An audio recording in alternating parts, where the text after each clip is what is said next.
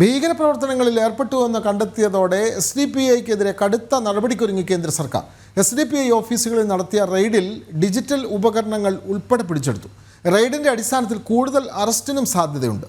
ഇസ്ലാമിക ഭീകരവാദ സ്വഭാവത്തോടെയാണ് SDPI പ്രവർത്തിക്കുന്നത് എന്ന് ED റിപ്പോർട്ടിൽ വ്യക്തമാക്കിയിരുന്നു. വിവരങ്ങളുമായി ഡൽഹിയിൽ നിന്ന് ജിഷ്ണു കൃഷ്ണൻ ചേരുന്നു. ജിഷ്ണു, കഴിഞ്ഞ ദിവസം മുതൽ നമ്മൾക്കറിയാം SDPIക്കെതിരെ റെയ്ഡ് വളരെ ശക്തമാക്കിയിരിക്കുകയാണ്. അവരുടെ വിവിധ സംസ്ഥാനങ്ങളിലെ ഓഫീസുകൾ കഴിഞ്ഞ ദിവസം റെയ്ഡ് നടത്തിയിരുന്നു. SDPI ദേശീയ അധ്യക്ഷൻ കള്ളപ്പണ ഇടപാടിൽ അറസ്റ്റിലായിട്ടുണ്ട്. അപ്പോൾ SDPIക്കെതിരെ കൂടുതൽ കുരുക്ക് മുറുകുന്നു, അങ്ങനെ തന്നെയല്ലേ കരുതേണ്ടത്? ജിഷ്ണു കൃഷ്ണൻ.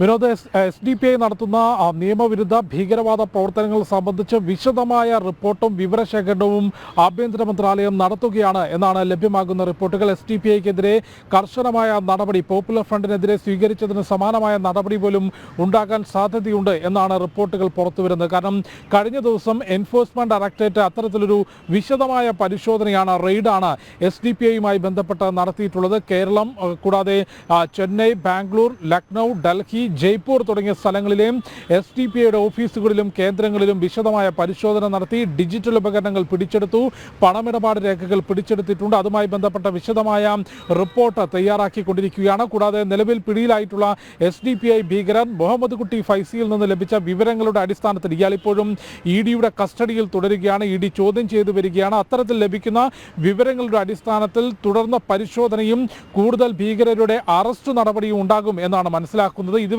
നടത്തിയിട്ടുള്ള അന്വേഷണത്തിന് വിശദമായ റിപ്പോർട്ട് എൻഫോഴ്സ്മെന്റ് ഡയറക്ടറേറ്റ് ആഭ്യന്തര മന്ത്രാലയത്തിന് മുൻപിൽ സമർപ്പിച്ചിട്ടുണ്ട്. ഒപ്പം IB ഉൾപ്പെടെയുള്ള കേന്ദ്ര അന്വേഷണ ഏജൻസികളും വിവരശേഖരണം നടത്തിക്കൊണ്ട് ആഭ്യന്തര മന്ത്രാലയത്തിന് നൽകിയിട്ടുള്ള റിപ്പോർട്ട് എന്നുള്ളത് പോപ്പുലർ ഫ്രണ്ട് എത്തരം പ്രവർത്തനങ്ങൾ, ഏത് തരത്തിലുള്ള ഭീകരവാദ പ്രവർത്തനങ്ങൾ നടത്തിയോ അതുതന്നെയാണ് SDPI നടത്തിയിട്ടുള്ളത്. SDPIയെ ആശയപരമായും സാമ്പത്തികപരമായും നിയന്ത്രിക്കുന്നത് നിരോധിത ഭീകര സംഘടനയായിട്ടുള്ള പോപ്പുലർ ഫ്രണ്ട് തന്നെയാണ് എന്ന വ്യക്തമായ റിപ്പോർട്ടുകൾ വസ്തുതയുടെ അടിസ്ഥാനത്തിൽ IB ഉൾപ്പെടെയുള്ള അന്വേഷണ ഏജൻസികൾ ആഭ്യന്തര മന്ത്രാലയത്തിന് മുൻപിൽ നൽകിയിട്ടുണ്ട്. ആ റിപ്പോർട്ട് ആഭ്യന്തര മന്ത്രാലയം വിശദമായി പരിശോധിച്ചു വരികയാണ്. അതിനുശേഷം കർശനമായ തുടർ നടപടികൾ SDPIക്കെതിരെ ഉണ്ടാകും. അതിൻ്റെ ഭാഗമായി SDPI നേതാക്കൾ കൂടാതെ SDPIയുമായി ബന്ധപ്പെട്ട് പ്രവർത്തിക്കുന്ന അവരുടെ പോഷക സംഘടനകൾ, സ്ഥാപനങ്ങൾ, ഇവരുടെയെല്ലാം തന്നെ പ്രവർത്തനവും ഇടപാടുകളും വളരെ സസൂക്ഷ്മം കേന്ദ്ര ഏജൻസികൾ നിരീക്ഷിച്ചു വരികയാണ്. നേരത്തെ പോപ്പുലർ ഫ്രണ്ട് സമാനമായി ഭീകരവാദ പ്രവർത്തനങ്ങൾ നടത്തിക്കൊണ്ട് രാജ്യത്തിൻ്റെ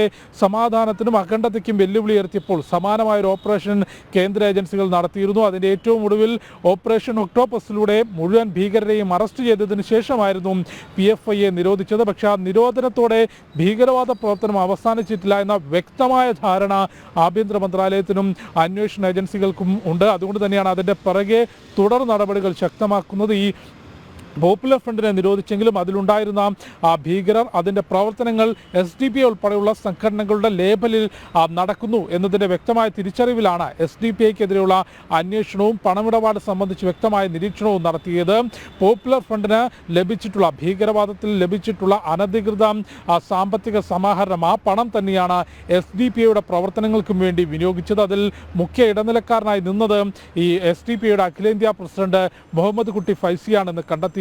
വിവിധ ബാങ്ക് ഇടപാടുകൾ സംബന്ധിച്ചും ഒപ്പം പണം കൈമാറ്റം സംബന്ധിച്ചുമുള്ള വിശദാംശങ്ങളും വിവരങ്ങളും അന്വേഷണ ഏജൻസികൾ ശേഖരിച്ചിട്ടുണ്ട്. പോപ്പുലർ ഫ്രണ്ടിന് വിദേശത്തുനിന്ന് സാമ്പത്തിക സഹായം ലഭിച്ചത് ഭൂരിപക്ഷവും മലയാളികളുടെ പേരിലുള്ള ബാങ്ക് അക്കൗണ്ടുകൾ വഴിയാണെന്ന് നേരത്തെ തന്നെ അന്വേഷണ ഏജൻസികൾ കണ്ടെത്തിയിരുന്നു. അവരുമായി ബന്ധപ്പെട്ട അന്വേഷണം ഇപ്പോഴും മുൻപോട്ട് കൊണ്ടുപോകുന്നുണ്ട്. ഈ പണം ആരെല്ലാം വിനിയോഗിച്ചു, ഏതെല്ലാം സ്ഥാപനങ്ങൾക്ക്, വ്യക്തികൾക്ക് ഈ പണം ലഭിച്ചു, അവരുടെ പ്രവർത്തനങ്ങൾ സമൂഹത്തിൽ ഏത് തരത്തിലാണ് എന്നത് സംബന്ധിച്ചുള്ള വിശദമായ റിപ്പോർട്ടും വിവരശേഖരണവുമാണ് ആഭ്യന്തര മന്ത്രാലയം നടത്തിക്കൊണ്ടിരിക്കുന്നത്. അതിൻ്റെ ഭാഗമായാണ് SDPI കേന്ദ്രങ്ങളിൽ കഴിഞ്ഞ ദിവസം പരിശോധന നടത്തിയത്. അതിൽ ഡിജിറ്റൽ രേഖകളും ഒപ്പം പണമിടപാട് സംബന്ധിച്ചുള്ള രേഖകളുമെല്ലാം തന്നെ പിടിച്ചെടുത്തിട്ടുണ്ട്. SDPIക്കെതിരെ ഒരു കടുത്ത നടപടിയിലേക്ക് കേന്ദ്ര സർക്കാർ, ആഭ്യന്തര മന്ത്രാലയം നീങ്ങുമോ എന്നുള്ളതാണ് നോക്കിക്കാണേണ്ടത്. വിനോദ്, SDPIക്കെതിരെ കൂടുതൽ കടുത്ത നടപടിയിലേക്ക് ആഭ്യന്തര മന്ത്രാലയം നീങ്ങുന്നു. കൂടുതൽ തീവ്രവാദ പ്രവർത്തനങ്ങളുടെ തെളിവുകൾ ആഭ്യന്തര മന്ത്രാലയത്തിന് ലഭിക്കുന്നുണ്ട്. വിവരങ്ങൾ നൽകുകയായിരുന്നു ഡൽഹിയിൽ നിന്നും ജിഷ്ണു കൃഷ്ണൻ.